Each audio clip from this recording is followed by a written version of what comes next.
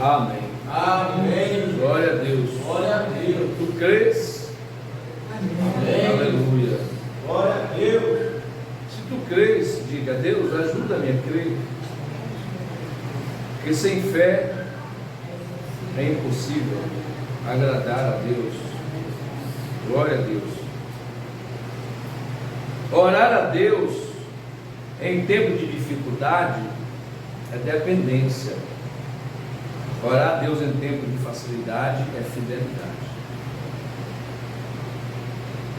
Então nós devemos orar. O profeta diz na mensagem de comunhão que o cristão, ele fala com Deus todos os dias, ele lê a sua Bíblia. Isso são os atos do cristão. E você é aquilo que faz todos os dias. Não só de pão viverá o homem, mas sim de toda a palavra que sai da boca de Deus. São três coisas que se harmonizam. Presta atenção. Três coisas que se harmonizam. O justo vive da fé. Fé em quê? Em toda palavra que sai da boca de Deus. Primeiro tópico, o justo vive da fé. O segundo tópico, a fé vem pelo ouvir a palavra de Deus. E terceiro, não só de pão viverá o homem, mas de toda palavra. Olha que Jesus não está falando de crer, está falando de viver. Você é um cristão? Você se considera um cristão? Considera? Então tudo na vida de um cristão é propósito de Deus. Nada é coincidência. Nada é coincidência. Tudo vai vir na hora certa. Deus trabalha com precisão. Deus é preciso. Deus é matemático.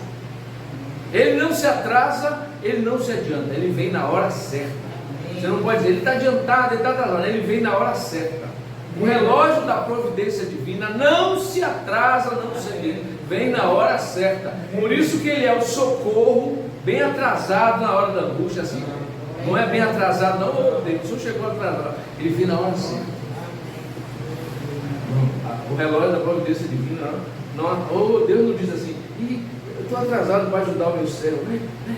Não, Deus vem, Deus é perfeito. Se não fosse assim, né?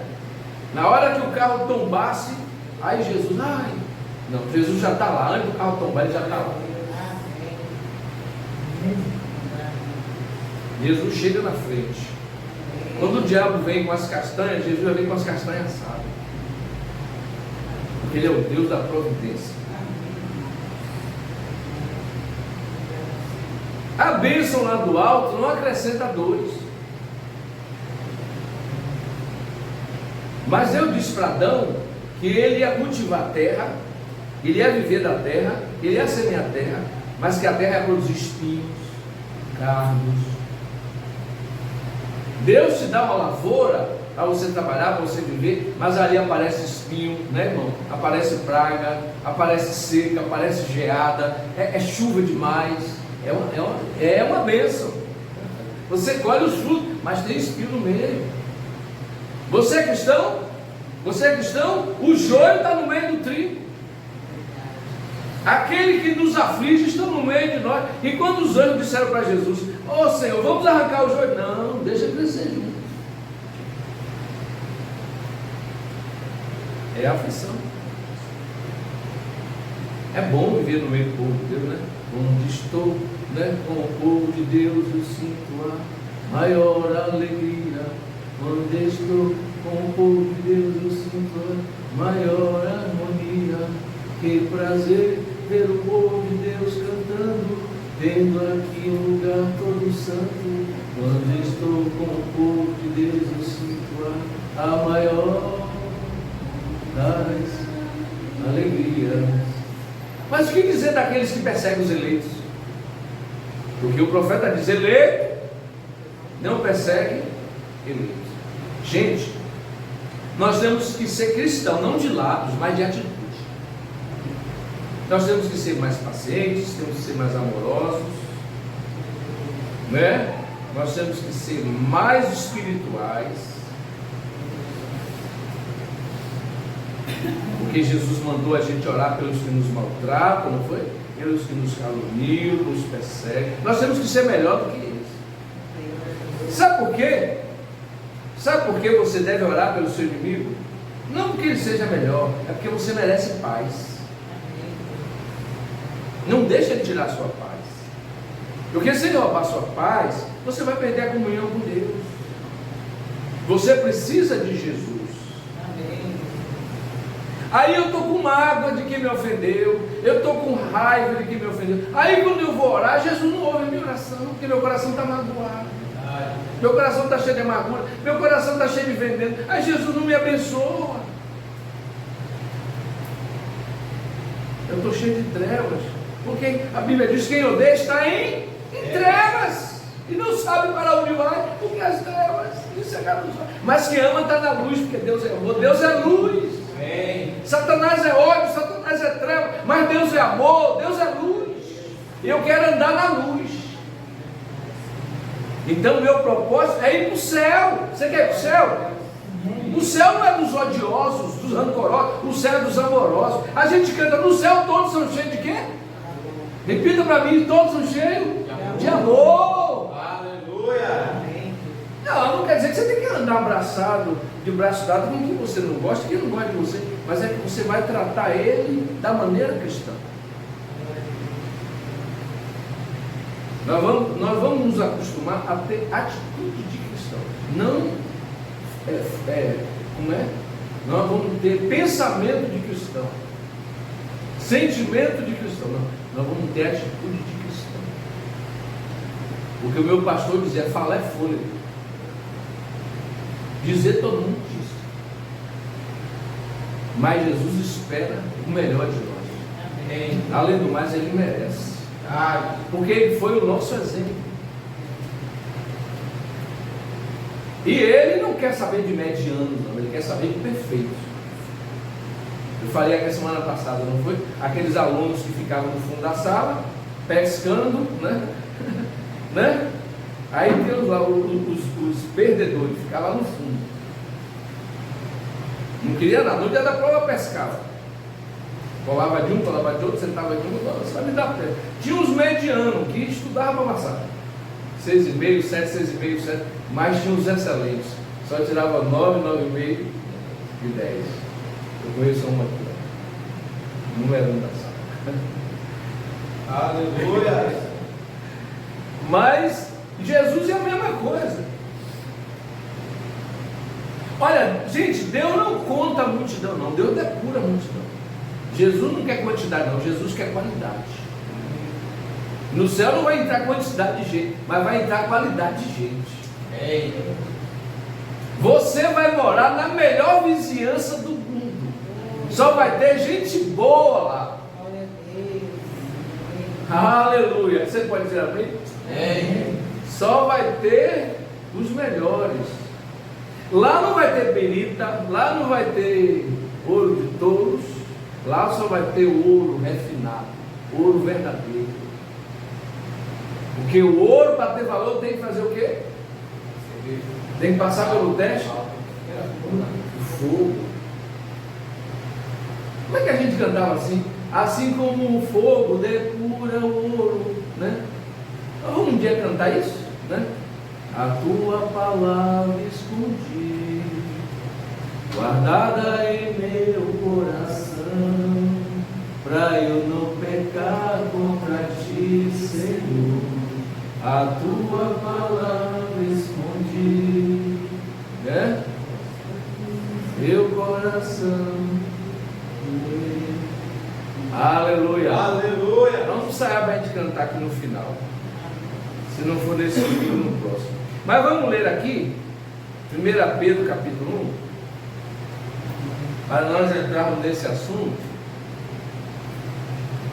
Como eu disse, né?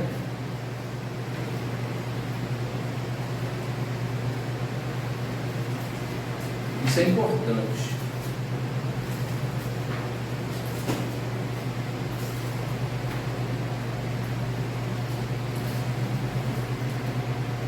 Essa é a fase presente, né? Do que estamos vivendo. É uma metamorfose. Dizem que a cada 7 anos o corpo do ser humano muda, né? Uma mudança a cada 7 anos. Primeiro infância, depois vem a segunda adolescência, depois vem a juventude, depois vem a maturidade. E aí você vai indo, a cada 7 anos você passa uma mudança. Eu creio que espiritualmente você também vai injetando a nova marcha, né? Deus vai mudando alguma coisa. Certamente você não é a mesma pessoa quando tinha 18 anos. Eu não sou a mesma pessoa. Eu não tenho um pensamento de 18 anos mais. 1,18. Sabendo que não foi com coisas corruptíveis, como prata ou ouro, que fostes resgatado da vossa vã maneira de viver, que por tradição recebeste dos vossos pais, mas com o precioso sangue de Cristo, como de um cordeiro imaculado e incontaminado, o qual na verdade em outro tempo foi conhecido, ainda antes da fundação do mundo, mas manifestado nesses últimos tempos por amor de vós. Por eles credes em Deus, que o ressuscitou dentre os mortos e lhe deu glória, para que a vossa fé e esperança estivessem em Deus, purificando as vossas almas pelo Espírito, na obediência à verdade, para o amor fraternal não fingido. Amai-vos ardentemente uns aos outros com o coração puro, sendo de novo gerado, aqui novo nascimento, né? Regenerado. Gerado de novo significa regenerado. Sendo de novo gerado, né? Se você foi gerado, para nascer de novo, você tem que ser regenerado. O sangue de Jesus Cristo faz isso, traz a regeneração, quer dizer, o novo nascimento. Sendo de novo gerado, não de semente corruptível, ou seja, de carne e sangue, mas da incorruptível, pela palavra de Deus. Nem por carne, nem por sangue, nem por desejo sexual, mas pela palavra. Olha, o mesmo fenômeno que gerou Jesus no ventre da Virgem é o mesmo fenômeno que vai gerar nós. De novo, a palavra falar.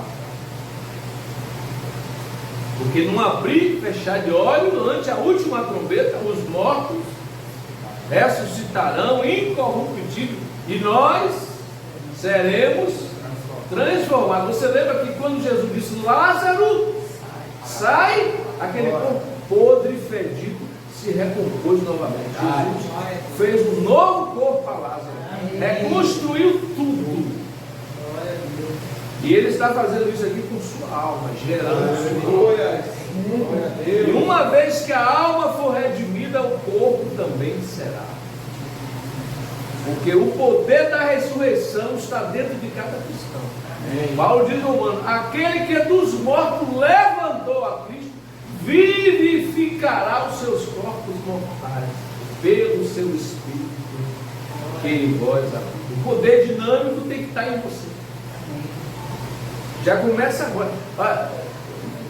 Paulo diz assim, se já ressuscitaste com Cristo, quer dizer, potencialmente já estamos ressuscitados, já estamos vivificados, já estamos glorificados.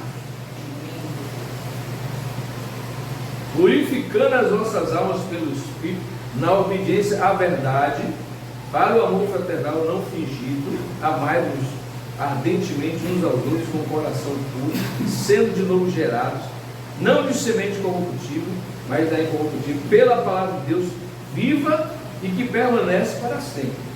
Porque toda a carne é como a erva, e toda a glória do homem como a flor da erva.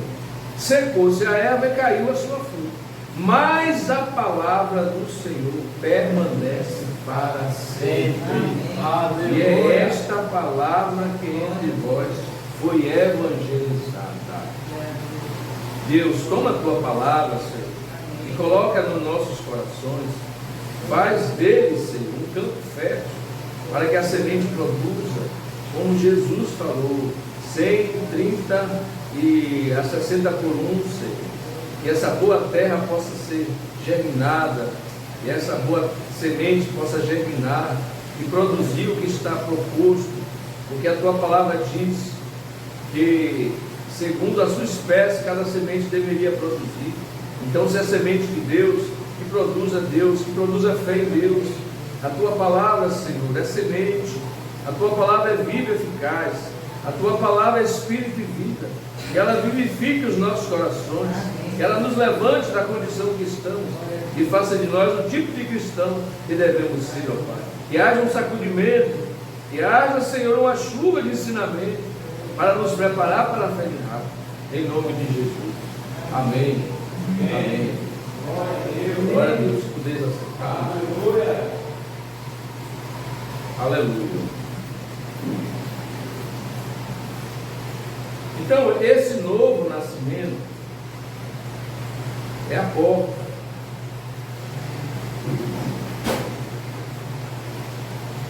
É aquilo que Jesus falou.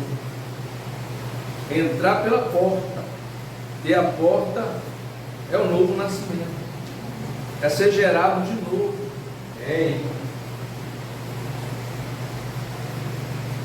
Agora ele diz, o caminho para este nascimento. Há caminho para ele. E para estar a caminho deste nascimento, você tem que passar por um processo. Exatamente igual a qualquer coisa que vive. Qualquer coisa que vive de novo, tem que morrer primeiro. E você não pode conservar o seu próprio espírito. Você não pode conservar os mesmos hábitos. Você não pode conservar seus mesmos pensamentos. Você tem que morrer como ele, Cristo, morreu. Você tem que morrer em seu altar como Abel com seu cordeiro. Você tem que morrer o seu próprio pensamento para nascer para o seu pensamento, ou seja, o Deus. Deixe que a mente que estava em Cristo esteja em você. Aleluia. Você tem que dizer isso tão inteligente quanto eu saiba dizer. Deixe que dizer isso. Tão inteligente quanto eu saiba dizer. Como você pode pensar seus pensamentos e negar sua palavra e ainda reclamar ser nascido de novo? Tão somente faça você mesmo essa pergunta. Como você pode fazer isto? Você não pode. Se você é nascido de novo, você é uma nova criatura ou criação. A Bíblia ensina isso. E se qualquer irmão gostar de bem, procure. Criatura. Olha esta palavra e você descobrirá que a palavra criatura ali é interpretada ou traduzida como nova criação. Quer dizer, tem uma criação velha que vem de Adão, não é? Nós somos descendentes de um Adão decaído. Adão morreu e todos nós morremos junto com ele. Nós somos condenados por representação. Adão nos representou aqui como condenados. O pecado de Adão passou a todos os homens como uma doença congênita. Quando o pai tem a doença, toda a família vai ter, os filhos, né, que descendente daquele não vai ter, porque o pecado é uma doença, está no nosso gênio. A Bíblia diz: nascemos em pecado, formado em iniquidade. Eis que a iniquidade foi formada, em pecado concebeu minha mãe. Quem é a mãe que Davi está falando? É Eva. Adão chamou Eva de quê? De mãe de todos os viventes. Foi ela que nos representou aqui como condenados. Mas veio Cristo, o segundo Adão, e nos justificou para sempre. Por isso Paulo diz: se alguém está em Cristo, nova criação é. As coisas velhas já passaram, eis que tudo se fez novo. Aos olhos de Deus, nós éramos pecadores. Segundo aos Coríntios, capítulo 5. Quando não estávamos em Cristo, olha como Deus nos via.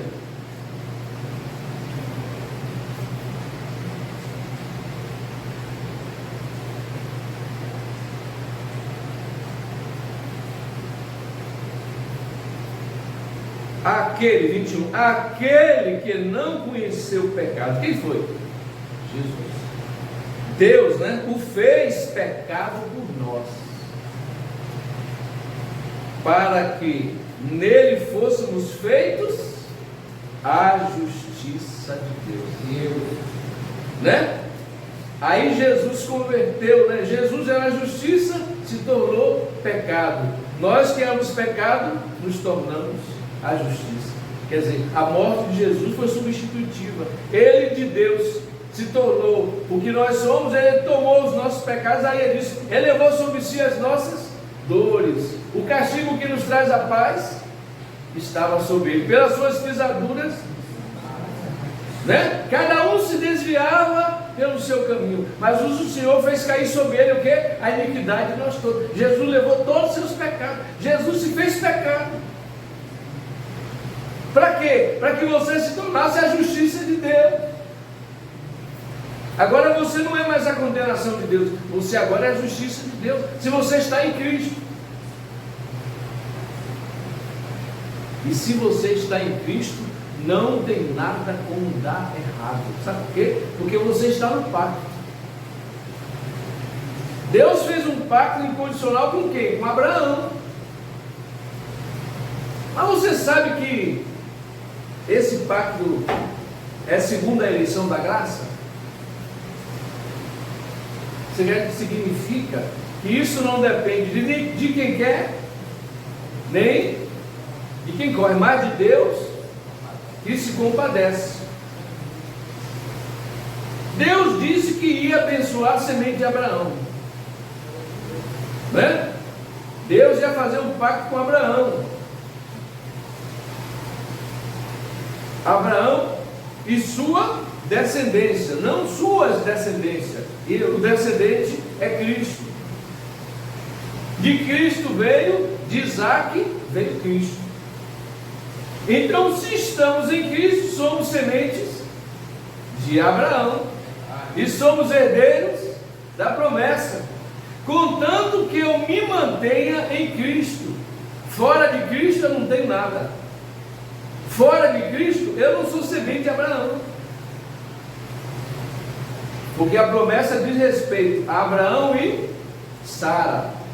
De Sara veio Isaac, não foi Agar. Agar trouxe quem? Ismael. Mas ele disse: a minha aliança é com Sara. Então de Sara veio Isaac, de Isaac veio Cristo, para a promessa. Então, se você é semente de Abraão, é porque você está em Cristo. Então, você é herdeiro da promessa. Deus jurou, né? Abençoando, abençoarei, multiplicando. Quer dizer, Deus não tem outro maior, Ele jurou por si mesmo. Por quê? Porque os judeus, eles são abençoados naturalmente, é o povo mais rico da terra. Mas aqueles que estão em Cristo, por Jesus, em Abraão, através de Jesus Cristo, são herdeiros dos céus e da terra. Nós somos herdeiros de todas as coisas. Paulo diz: nada tendo, mas possuindo tudo, como pobre, mas enriquecendo a muitos. Nós somos herdeiros de todas as coisas. Amém.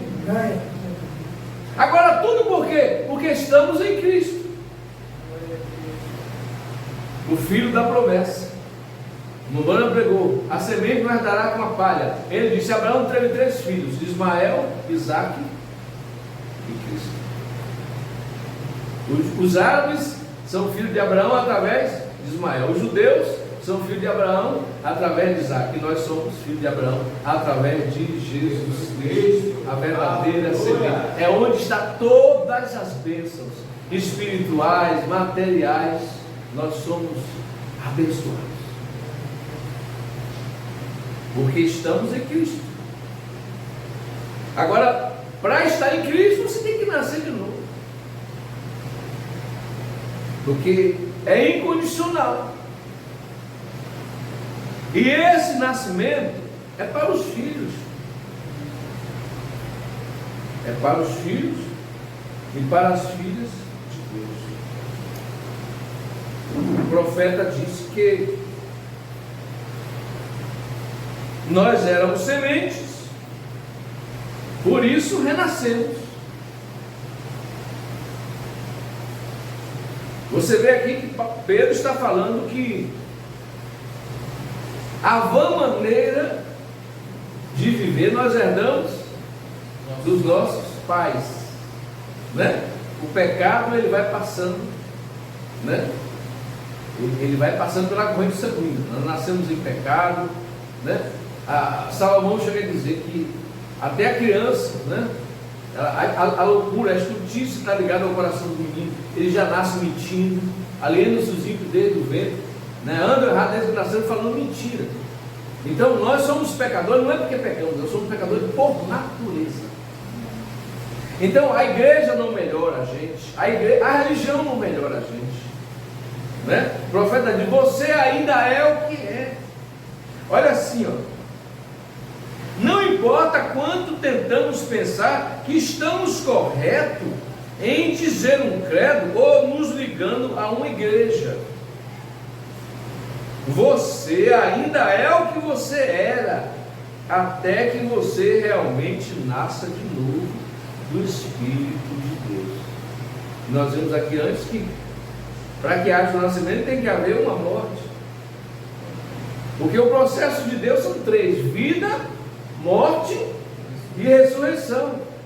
Você vê que Pedro, o diabo usando os lábios de Pedro, queria impedir Jesus de morrer, de ir para a cruz, mas ele tinha que ir, porque a promessa dizia que ele morreria, mas ao 3º dia ressuscitaria. Então, se não houver uma morte, não pode haver uma ressurreição. O velho homem tem que morrer para que o novo nasça. As folhas velhas têm que cair para que surja uma nova, né? Porque se não houver o outono, não tem o inverno, não tem a primavera, não tem o verão. Tem que ter um outono. É no outono que a seiva vai para dentro da raiz. Por quê? Porque vem o inverno ali, mataria a vida da planta. Então, no inverno, no outono, a vida, a seiva se esconde dentro da árvore, até que vem uma nova estação. Por que acontece isso? É quando o sol se afasta da terra, no seu movimento de translação, o sol se afasta do hemisfério, então a vida, né? Você sabe que o sol de inverno ele ilumina, mas não aquece. Ele não pode germinar semente, precisa do verão, que é o tempo da colheita. Então a igreja passou pelos seus outonos, a igreja passou pelo seu inverno, pela sua primavera, e ela está passando pelo seu verão. Então você passa pelo processo de Deus, porque a natureza é a Bíblia de Deus. Quando a gente era menino, a gente estudava, comecei a estudar ciência, e a ciência dizia que nós somos como a plantinha, né? Nasce, cresce, se reproduz e morre, né? Só isso. Vida biológica, né? Nascer, crescer, se reproduzir e morrer. Mas Deus tem algo a mais. Deus tem ressurreição. Amém. Aleluia. Glória a Deus. Amém. Eles ficaram tristes com aquilo. Eles não queriam que Jesus morresse. Mas ele disse assim: se o grão de trigo não morrer, fica ele. Aleluia. Glória a Deus. Quando você quer alimentar uma família inteira, o que você faz? Você pega um saco de milho e faz o quê? Joga na terra. Você vai ter espigas e espigas de milho, porque aquele saco de milho talvez não alimentasse nem 5 pessoas, nem 10 pessoas. Mas se você jogar aquela semente, você não vai ter um caroço de milho, você vai ter uma espiga de milho. Por isso, quando Jesus ressuscitou, quando ele morreu, ele era o unigênito. Como João falou, né? Unigênito do Pai, cheio de graça e de verdade. Quando ele entrou no mundo, ele era unigênito. Mas quando ele ressuscitou, ele não era mais unigênito, ele era o primogênito, ele é o primeiro entre muitos. Aí Jesus falou assim: mas a semente cair na terra, não morrer, fica ele só, mas se morrer, dá muitos frutos. E sabe quando foi que ele deu esses frutos? No Pentecoste. Ali houve uma colheita de 3.000 almas. Ali foi o primeiro molho levantado. Foi o primeiro molho movido. Por isso Jesus é o quê? O primogênito dentre os mortos. Aleluia. Aí Paulo diz: levanta tu que dorme dentre os mortos, e Cristo te esclarecerá. Aleluia. Você estava morto dentro da denominação, incrédulos, em dogma. Você ouviu a voz de Deus. Você ouviu a voz da ressurreição. Por isso você está aqui. Porque essa mensagem é uma ressurreição. Porque tudo é a palavra. Deus envia a sua palavra. Quem ouve a minha palavra e crê naquele que me enviou. O Espírito Santo enviou o que? A sua palavra. Aí você dá amém para ela. Amém? Aí o profeta diz: mesmo que te fira, mesmo que te pique em pedaço, mesmo que tire seu prestígio, você dá amém à palavra de Deus. Mesmo que você vá para o poste, você vá para a fogueira, vá para o martírio, você diz: eu dou amém à palavra de Deus. Porque só tem vida na palavra. Não tem vida em igreja, não tem vida em religião, não tem vida em nada por aí. Vida só na palavra. Jesus diz: dou-lhe vida eterna, e nunca hão de perecer. É crer para nascer de novo, é crer para ser transformado.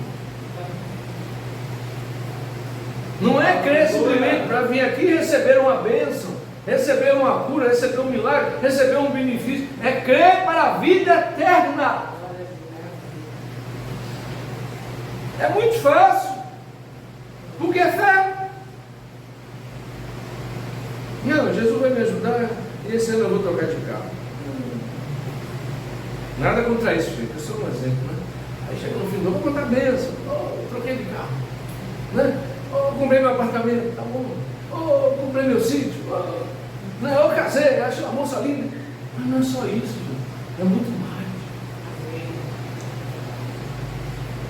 É muito mais do que suas bênçãos, é muito mais do que seus dons, é muito mais do que seus presentes. É Ele. Glória a Deus.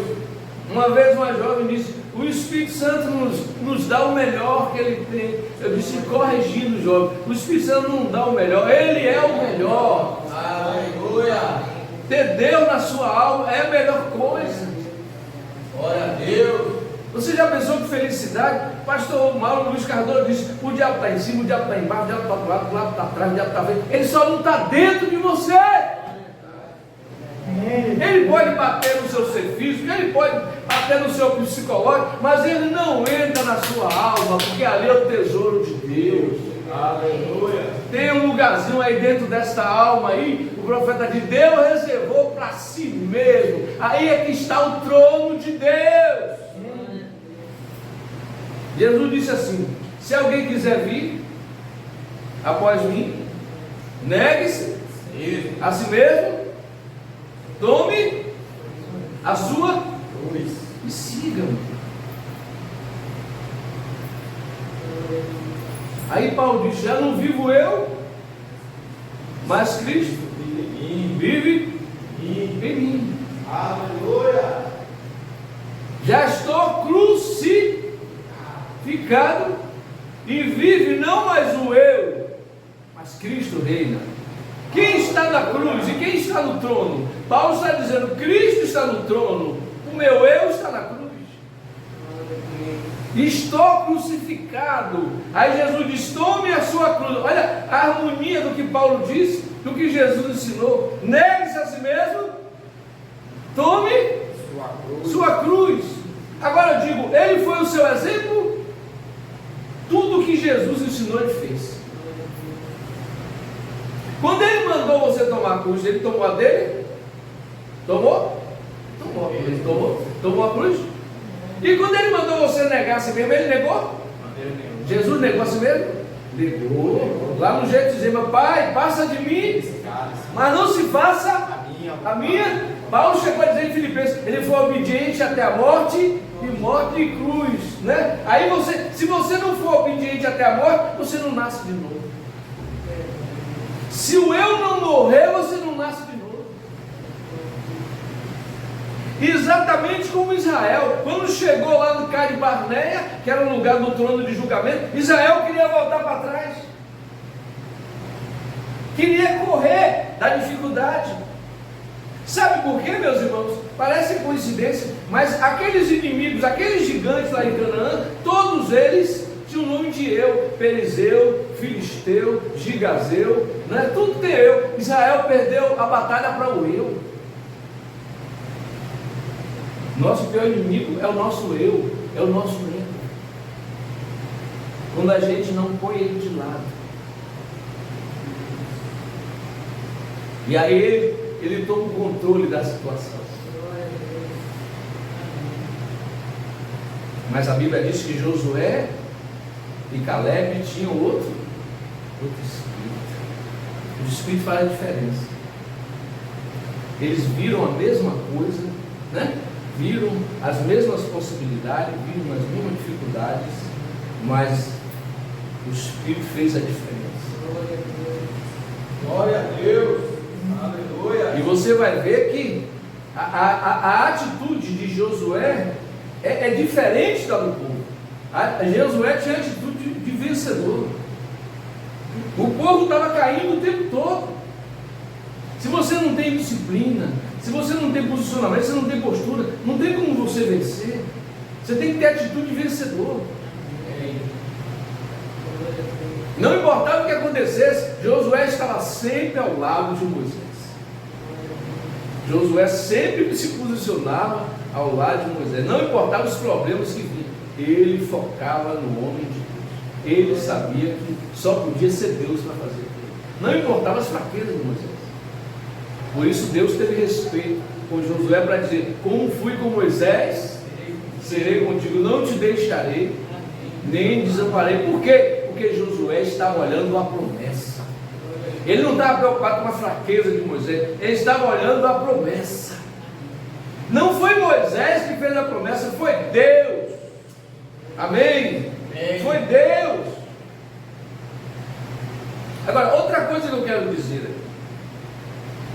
Em Apocalipse, lá em Pérgamo, Jesus disse que o vencedor receberia um novo nome numa pedrinha branca. Lá nos selos, eu anotei aqui no livro dos selos, parágrafo 276 a 283, o profeta diz que cada vez que houve uma vitória, um nome foi Mudaram. Quando Abraão venceu, Deus mudou o nome de Abrão para Abraão.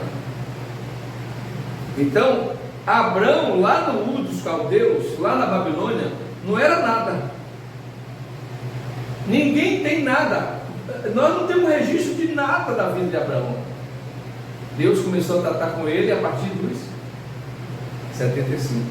Ali começou a mudança de Abraão. Ali começou a transformação de Abraão. De Abraão para Abraão, pai da promessa, pai da fé, pai de uma multidão. Mas Deus começou com ele lá, ele não era nada. Quando Deus pegou Davi, Davi não era nada, era apenas um pastorzinho, rejeitado pelos seus irmãos, rejeitado pelo seu pai. Deus fez dele um grande rei. Mas o que sabemos dali para trás de Davi? Absolutamente nada. Porque nós não éramos nada e Deus fez algo de nós. Nós éramos um ninguém e Deus fez de nós o seu alguém. Aí você vai ver o exemplo de Saulo. Saulo de Tarso era perseguidor, Saulo de Tarso era blasfemador, inimigo do povo de Deus, consentiu na morte de Estevão, era uma fera. Mas Deus teve que mudar ele de Saulo para Paulo. Deixou de ser um fariseu de fariseu, um mestre de mestre, para se tornar um apóstolo. Deixou de ser um perseguidor para ser um perseguido. Teve que haver uma transformação. Agora, você vai ver que isso aí houve um fracasso. Porque o Moisés, que era um general, que era um militar, que queria tirar Israel pela força militar, ele fracassou. Não deu certo. Porque Deus disse: não por força, não por violência. E você vê aí que nesses casos houve uma mudança, né? De Abrão para Abraão, né? De Saulo para Paulo. Podíamos citar também Simão para Pedro. Correto?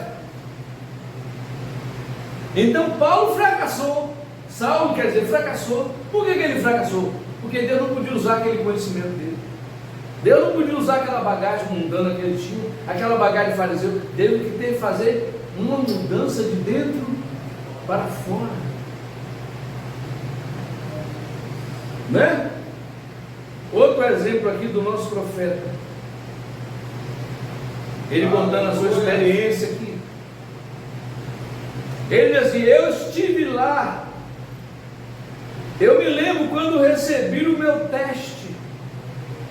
Quando eu estava dia após dia, mês após mês, ano, 4 ou 5 anos nas ruas, esquina, pregando o Evangelho, tentando fazer o que era certo à vista de Deus. E ele deixou minha esposa partir bem na minha frente. Meu bebê deitado morrendo. Eu fui até o bebê e disse: Senhor Deus, não deixe o meu bebê morrer. 8, 9 meses de idade, bebezinho. Eu olhei para cima, parecia um lençol preto descendo. Ele se recusou até mesmo me ouvir. Ele nem mesmo olhou para mim. Eu me levantei, com cerca de 23 anos, lá estava a esposa no necrotério. Ele se recusou a me ouvir por ela, apesar de tudo que eu tinha feito. Olha o que o irmão estava alegando, que ele tinha feito. Por isso ele disse: havia muito de Brana em mim. Quem era o irmão Brana aqui? Um pregador batista. Não era um profeta, era apenas um evangelista. Ele era um batista ainda aqui. Isso aqui aconteceu em 37, mais ou menos. Ele era apenas um pregador batista. Ele ainda não era como Moisés, porque Moisés, ele era apenas um gênio militar. Um homem que teve uma preparação carnal, um homem que tinha uma fé mecânica, pelo conhecimento da sua mãe Joquebed, um conhecimento teórico de Deus.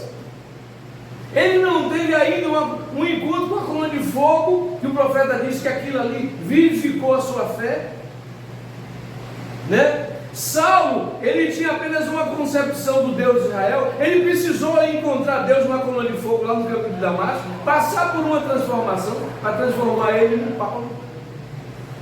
Aqui está o irmão Branham alegando que ele fez alguma coisa para Deus. Quem fez alguma coisa para Deus? Moisés fez alguma coisa para Deus? Quando ele quis fazer, ele fracassou, ele matou o egípcio. Aí Deus encontra ele lá na frente, já não era mais um general militar, ele agora está se preparando para ser o profeta de Deus. E o que é que ele tem nas mãos? Apenas uma vara. E ele queria ir. Ele relutou contra Deus, ele debateu com Deus, até Deus se irá contra ele. Ele não queria mais, ele não tinha mais o quê? Ele não tinha mais nenhum suporte teológico, o que é que fosse, militar, ele não tinha mais nenhum aparato, ele estava vazio, ele estava transformado. O velho general, o velho Moisés, o velho engenheiro militar morreu, a preparação acabou, o salvo militar se morreu. Mas Deus toma um tempo para moldar esses homens. Quantos anos Deus esperou para usar Moisés? 80 anos. 40 anos se enchendo, 40 anos se esvaziando, e por mais 40 anos Deus usando. De maneira que a vida de Moisés se divide nos primeiros 40 se encheram, mais 40 se esvaziando, e Deus usando mais 40. Moisés viveu 120 anos. Deus tomou 14 anos para bater de Saulo o espírito fariseu dentro dele, deixou ele lá no deserto para anonimato. 14 anos. Deus pegou o William Branham aqui, tomou 17 anos com ele no anonimato.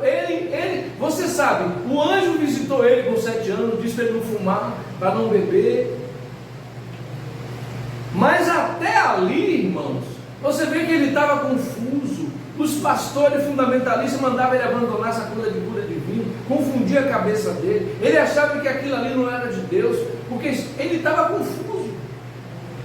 Ele não tinha alcançado o nível que aqui que Paulo fala que o espiritual discerne bem tudo. Olha aqui, ó. Olha o que ele diz aqui. Lá estava a esposa, né, no necrotério. Ele se recusou a me ouvir por ela.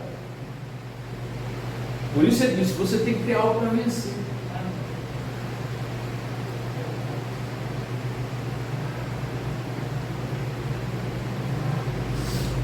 Ele disse: então Satanás chegou ao meu lado, então você o servirá. Não foi assim que aconteceu com o Jó? Mas houve uma mudança, né?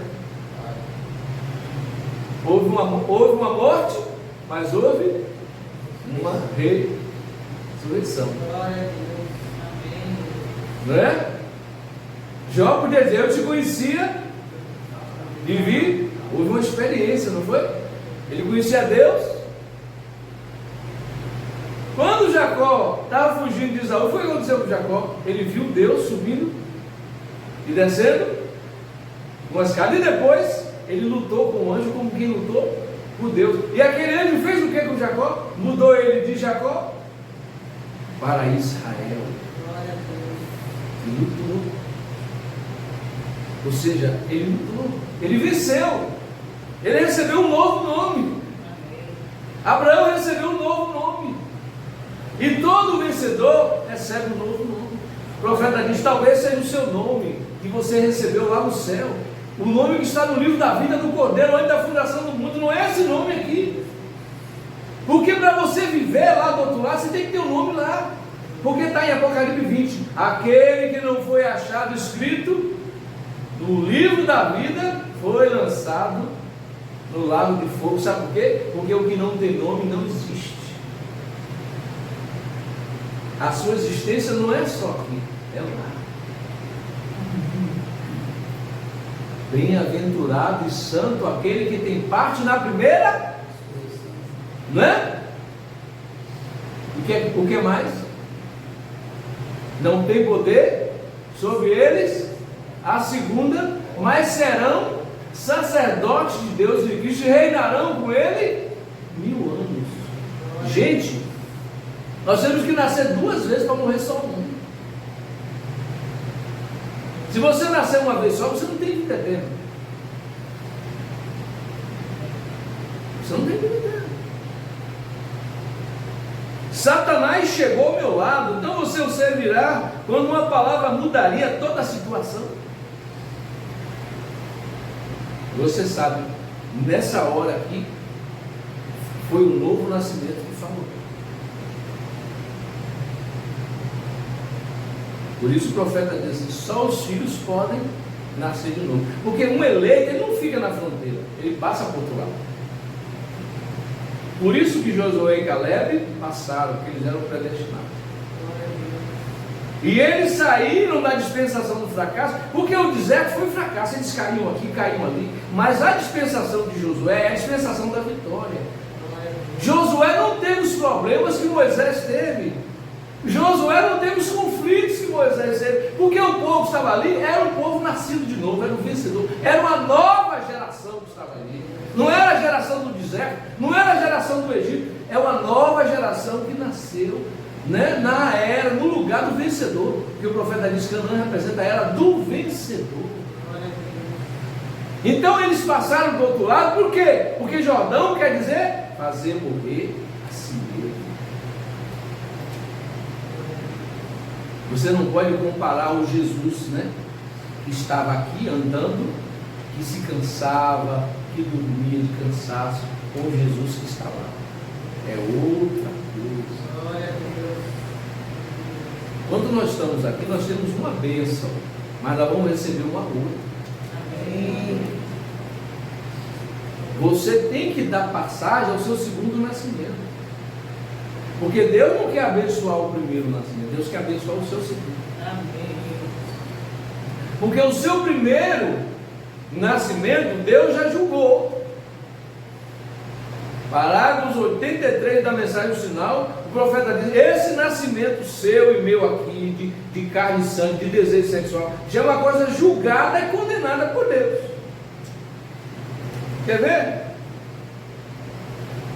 Deixa eu ler aqui para vocês, para não ficar minhas palavras. 156 aqui. A palavra falada é a semente original, primeira parte. Olha o que o profeta diz. Quando Deus e sua palavra se tornam um, isto é quando o Espírito de Deus rega a semente de Deus, a palavra de Deus, ela produz Deus, e não é mais um indivíduo, é Deus. Por isso Lucas disse assim: e Deus pelas mãos de Paulo fazia o quê? Maravilhas extraordinárias. Não era Paulo, era Deus. Vê? Ela produz Deus, não é um indivíduo, é Deus. Para quê? Você está morto. Você não é mais você mesmo. Considere-se morto, vazio, esperando pelo germe de semente. Então o que é isto? Isto não é mais você, não é o homem, é Deus no homem. Colossenses capítulo 2: Cristo em você a esperança, Glória. a glória, Aleluia. Cristo em vós, esperança da glória, aleluia. É o germe semente, começando a palavra falada. Não é mais a Bíblia letra, é a Bíblia carne. Palavra feita carne. Por isso João escreveu: o que ouvimos, testificamos, né? As nossas mãos tocaram na palavra.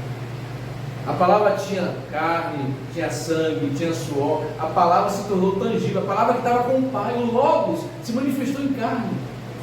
Aleluia! Glória a Deus! Amém? Amém. A palavra não está no céu.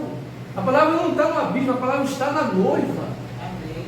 Foi o profeta que disse, era de perto: a palavra está na noiva. A palavra está na sua boca. Por isso que você diz: pelas suas pisaduras eu fui sarado. Aleluia. Amém? Agora, ela não pode estar na sua mente apenas, numa concepção mental, ela tem que descer. Você não pode, por exemplo, olhar para um barco dentro da tempestade e você dizer, aquela tempestade é terrível. Não, você tem que dizer, eu já passei por uma, eu já enfrentei uma tempestade dentro de um barco. Você tem que saber o que você está falando. Por exemplo, nenhum homem pode falar sobre o que é a dor de parto, porque nenhum homem engravida, mas uma mulher que já deu a luz sabe o que é a dor de parto. Mas nenhum homem pode falar com experiência sobre uma dor de parto, mas uma mulher que já deu a luz, ela sabe. Então você tem que ter uma experiência. Por isso que Deus é idoso. E lá na cova dos leões, o rei disse, ó Daniel, o teu Deus, que tu continuamente serve, será que ele terá podido livrar você dos leões? Aí Daniel disse, ó rei, vive para sempre o meu Deus, não mais o Deus do meu pai, mas o meu Deus. Aleluia. Aleluia. Me livrou da boca dos leões. Vê, não é mais você, não é o homem, é Deus no homem. É o germe semente, começando a palavra falada, a palavra de Deus manifestada no homem. Então não é o homem, é o homem que está morto. Diga, eu estou morto. Aleluia. Ele não pode ser um híbrido e um filho ao mesmo tempo, ou seja, primeiro nascimento, híbrido, misturado. Porque quem trouxe esse nascimento foi a serpente. Foi a serpente que incitou ela. Provavelmente nós nasceríamos como Jesus nasceu, pela palavra falada. Adão falaria e Eva geraria. Não tinha nada de contato sexual, como Jesus nasceu. Então, é o nascimento híbrido. Misturou. O pecado entrou.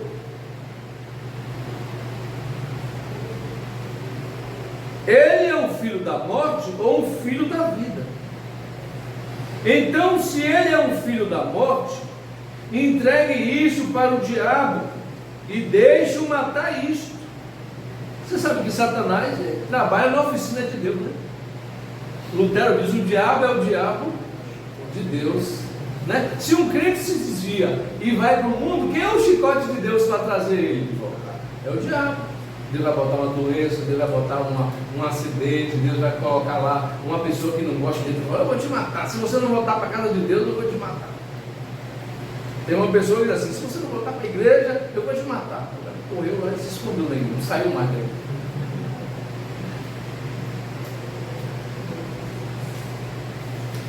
Deixe. Você sabe que o diabo vai tirar a sua vida, né? Na hora certa é ele, não é Deus não, ele vai tirar a sua vida. Entregue-se um minuto para Deus e deixe matar o diabo que está em você. Mas pastor, o diabo está em mim? Paulo era cheio do Espírito Santo, ele disse, o bem que quero, o mal que não quero. Acho esse pecado em mim, que quero, quando quero fazer o bem e o mal. Mas cabe a você dominá-lo. Quando você nasce de novo, você tem duas naturezas. Quem nasceu de novo tem duas naturezas. Por isso o chefe, quando foi batizado com o Espírito Santo, ele disse, bastante bem, bastante mal. Como assim? Tem dois cães. Um quer que eu faça o certo, um quer. Qual é o que vai vencer, chefe? Aquele que o chefe alimenta.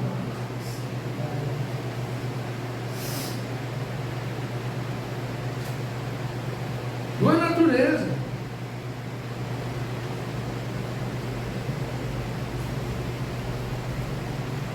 Você ainda não foi redimido. Esse corpo ainda é pecado. O pecado não reina, mas ainda habita em você. Ele não reina. Se o diabo dizer, atravessa a rua lá e vai convidar aquela mulher. Não, o Espírito Santo domina você, falou, você não vai. Mas o diabo tenta. Ele joga a semente. Ele não tem poder, mas ele pode sugestionar a sua mente.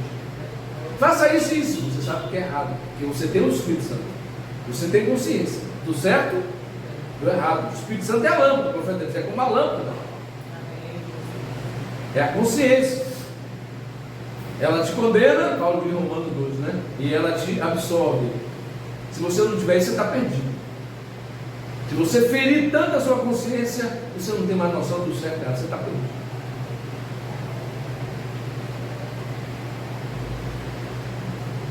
Deixe matar o diabo que está em você, para destruí-lo, para te limpar.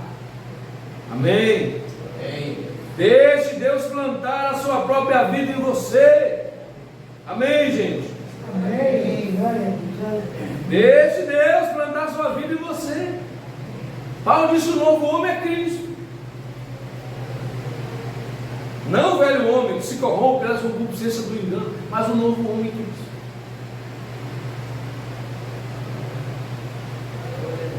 Não é mais você, é a vida de Deus, é a palavra de Deus, regada pelo Espírito Santo, produzirá a mesma coisa. Vê você isso? Eu simplesmente adoraria pregar sobre aquilo por poucos minutos. Eu também, irmão Brana. Isso é maravilhoso. Glória a Deus. Amém. Esse nascimento, nós teríamos um nascimento ilegítimo. Mas nós não, nós temos um nascimento legítimo.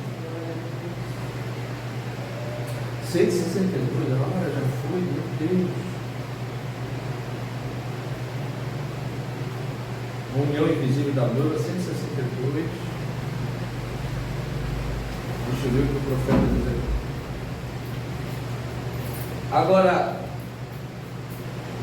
Note, agora era a natureza associada com morte. Teu primeiro esposo, que havia te governado, Paulo pega Romanos 7, e ele ilustra ali dizendo que a mulher casada só pode casar de novo se o marido morrer. Se o marido tiver vida, casar de novo é considerado adúltera. Então, para Cristo casar com nós, o mundo tem que morrer, porque o antigo marido era o mundo. Nós não podemos estar casados com o mundo e com Cristo ao mesmo tempo. Então Cristo não pode tomar uma mulher divorciada, ele só pode tomar o viúva por virgem. Então nós temos que ser viúva, considerado morto para o mundo. Então ele está dizendo assim: a sua primeira natureza associada com morte, com o nascimento natural. Naturalmente você ama o mundo, ou amava, né? Porque você é do mundo e parte do mundo. É isso, certo? Por natureza, teu desejo foram para amar o mundo, do qual você é parte. Você é uma parte da natureza. Um fundo clama e um fundo responde, né? Você sabe que seu corpo tem 16 elementos químicos que estão na terra. Por isso você se alimenta da terra. Por isso que o profeta diz: quando uma menina, um menino não nasceu de novo, as coisas do mundo atraem ele, a música, somente a música, há um poder de atração, as diversões mundanas, né? Atrai. Aquele espírito, né? Aquela natureza carnal, caída, atrai. Por isso que é difícil. Os pais têm dificuldade com os adolescentes, eles querem se soltar, os hormônios deles estão gritando, porque, como diz o pastor, né, humorista, ele diz: os meus hormônios não nasceram de novo, né? A sua natureza ainda é, né? O Espírito Santo, ele entra em você, ele batiza você no corpo de Cristo, mas você ainda continua na carne. Você pode cometer engano, mas você não pode pecar, porque pecado é incredulidade. Deus está tratando com você, né? Deus ainda fala e você ouve a sua voz, né? Você ainda ouve a voz do Espírito Santo. Você entristece o Espírito Santo porque você tem.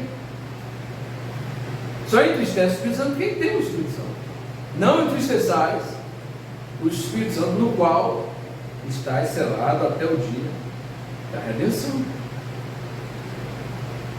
Você é uma parte da natureza. Você crê nisto? Esta é a tua coisa natural. Essa é a razão pela qual você tem que nascer de novo. Você tem que se separar. Tem que morrer a esse primeiro esposo. Não pode simplesmente dizer: bem, eu me divorciarei dele e o pendurarei ali em cima até outra ocasião. Não, Senhor, nenhuma carta de divórcio. Ele morreu. O natural do mundo tem que morrer. Cada pedaço dele tem que morrer. Você tem que ser reunido outra vez com uma nova natureza. Eu vou parar por aqui, que já avançou o horário. Mas então fica a pergunta aí para a noite, né? O que é o ouro de Deus? Amém? Agora, para encerrar, agora a base de tudo, a razão pela qual temos que nascer outra vez, é porque a Bíblia diz: todos nós nascemos em pecado, formado em iniquidade, e viemos ao mundo falando mentiras. Isso mostra a nossa natureza. Em primeiro lugar, é pecadora para começar. Nós não somos bons. Bom mestre, Jesus disse: ninguém. Pega Romanos capítulo 3, a partir do verso 10, você vai ver. Olha o que Paulo aqui, apresenta aqui a condição do homem. 6 condenações terríveis. 6 condenações terríveis. Isso é o que a Bíblia deixa escrito. Você crê na Bíblia, né? A única Bíblia, o único livro que realmente mostra a condição do homem é a Bíblia. Você já viu aquela religião sextoeira, né? Diz que o homem é bom, que o homem é maravilhoso. Que ilusão. Quer ver? Ó, o 10 diz assim: não há um justo nenhum sequer. Significa que o homem, o ser humano, é universalmente mau. Nenhum justo. Depois ele diz: não há ninguém que entenda, espiritualmente ignorante. Não há ninguém que entenda. Não há ninguém que busque a Deus, rebeldes. Não há ninguém que busque a Deus. Quem foi que buscou? Foi Deus que buscou Adão, ou Adão procurou Deus? Senhor, eu pequei. Deus saiu pelo jardim chamando Adão. Na verdade, ele se escondeu. Ainda se escondeu de Deus. É assim que o homem pecador foge. Ele foge da luz, né? Todos se extraviaram e juntamente se fizeram inúteis, obstinados. 5. Não há quem faça o bem, não há nenhum só espiritualmente imprestável.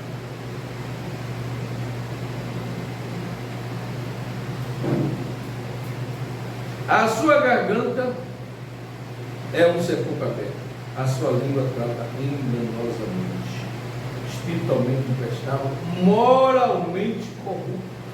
Não há quem faça o bem. Todos pecaram e destituídos. E o pior é que a religião torna essas pessoas piores, não melhor. A religião não muda ninguém, a religião não conserta ninguém. Porque o que nós precisamos não é de capa de religião, não é de santidade, nós vamos de transformação. A religião, o profeta diz assim: põe um novo paletó no homem, pega um bêbado ali, dá um banho, dá um café, barbeia ele, né? Corta o cabelo, bota um paletó, ele bota uma Bíblia de braço por braço, aí ele vira um religioso, vira um santarrão. Um novo homem no paletó. Mas a salvação põe um novo homem. Não, a religião põe um novo paletó no homem. E a salvação põe um novo homem no paletó. Se alguém está em Cristo, nova criação. As coisas velhas passaram, já passaram. Amém.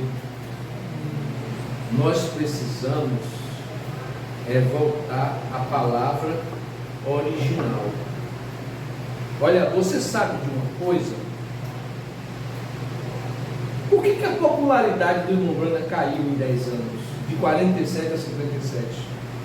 Porque quando o irmão Branham ia pregar nas igrejas que ele era convidado, nas igrejas pentecostais, ele viu a condição espiritual do povo. Ele viu o formalismo religioso. Ele viu pecado no meio do povo. Ele viu o espírito de igrejismo. Pega as mensagens a partir de 54 que você vai ver.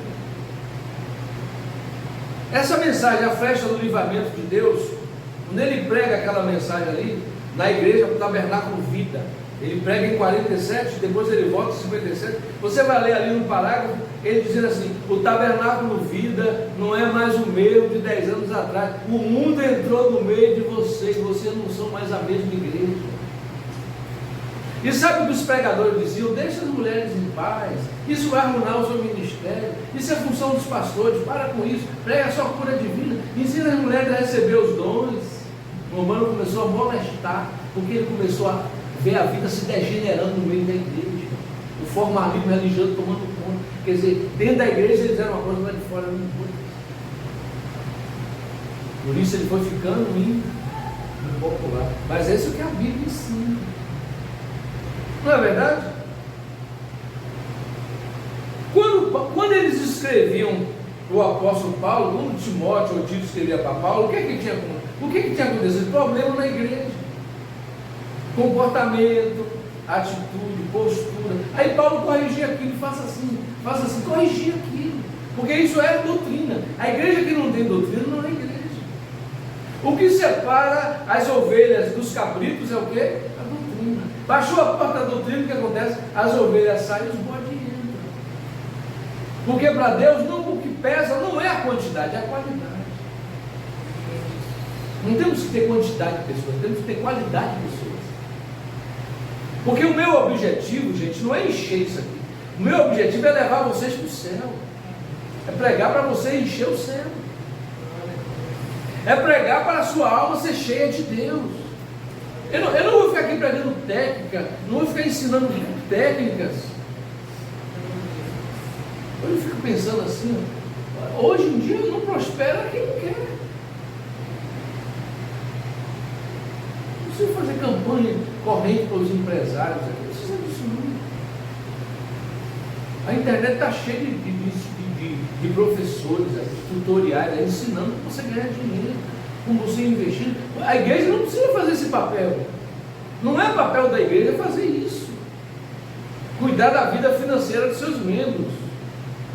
A função do pastor é cuidar da vida espiritual dos seus membros. Porque o seu desafio está lá fora. O meu desafio está lá fora. E brevemente nós vamos sofrer uma pressão. Não vamos sofrer uma pressão? A pessoa, se a gente perder,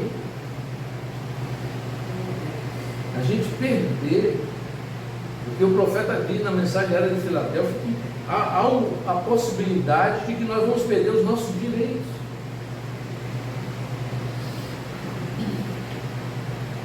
Não é a marca da besta, ninguém vai poder comprar ou.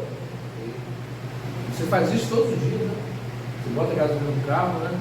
Você que trabalha para a sua empresa, você compra mercadoria todo dia, você abastece a sua pizzaria, abastece a sua lanchonete. Como se você não puder fazer isso? Deu uma pressão de você perder esse poder aquisitivo, como é que vai ser? Aí você tem que correr para os braços de Deus. Ele vai ter que ser o seu socorro bem presente. Você não pode entrar em desespero. A fé tem que dominar você. E o profeta diz na mensagem era Desmina que a fé que nós usamos diariamente é que nos dará a graça suprema na hora suprema. De grão em grão a galinha enche o papo, né? De gota em gota, né? Então alimente a sua fé. Ora, busca Deus. Não deixa a coisa, né? Não fica descansando. Não fica, levante cedo para orar. Cuide de si mesmo, cuide da sua alma. Porque do seu corpo você cuida. O médico cuida. A ciência cuida. Vai cuidar da sua alma só Deus. Entrega a sua alma a Jesus. Senhor, rega a minha alma. Eu não quero estar numa seca espiritual, sem desejo de orar, sem desejo de louvar a Deus, sem desejo de ler a Bíblia, sem desejo de ler a Bíblia. Isso é uma seca espiritual. Isso é um deserto. Você está em problemas.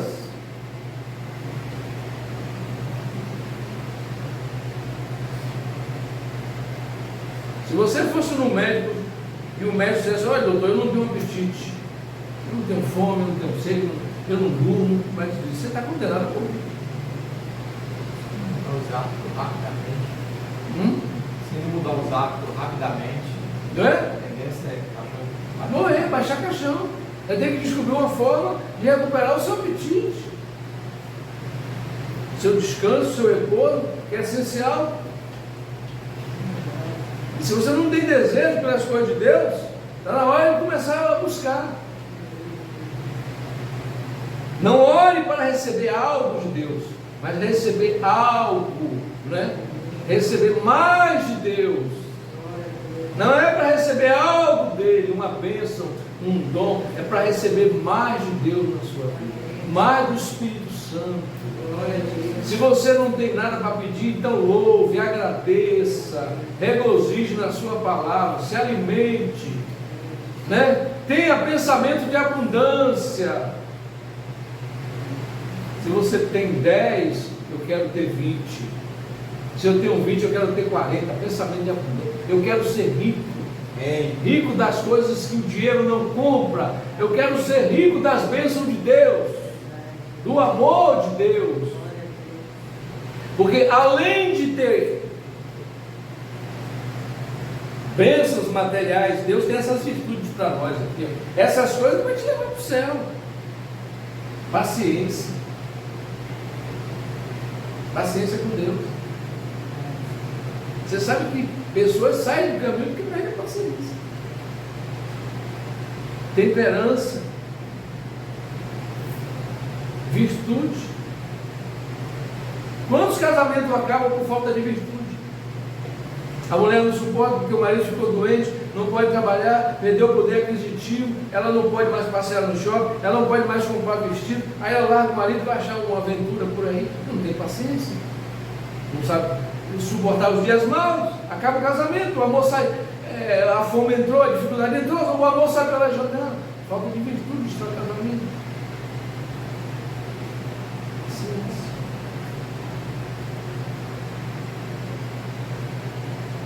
Vamos confiar em Deus. É bom quando as coisas não estão indo bem, não é? Aparentemente, que você cresce. Quando você passa por uma dificuldade, você cresce. Martin Luther King Jr. disse: você aprende mais com os dias difíceis do que com os dias bons. O substrato do ser humano, né, se revela nas horas de crise, não é nas horas de abundância. O profeta disse: é preciso angústia para tirar o quê? O melhor de você. Porque a reação mostra a natureza do produto. Então, quando você, o profeta diz, quando você está sob fogo cerrado, quando você está sob pressão, aí você vai revelar quem realmente você é. Essa coisa assim, aparente, né? Essa gentileza aparente, essa bondade aparente, na hora que pisam no nosso calo, ai ai. Gente, esse dia eu vou mostrar para você. Esse dia eu estava vendo um gavião tentando pegar o filhote da galinha. A galinha pulou em cima do gavião, deu um piau, né? Você não acredita, viu? Um gavião. A galinha foi defender os filhotes dela, botou o gavião no chão, tipo assim, sapateou, né? Rodou a baiana em cima do galinho. Que coisa, que mãe, viu?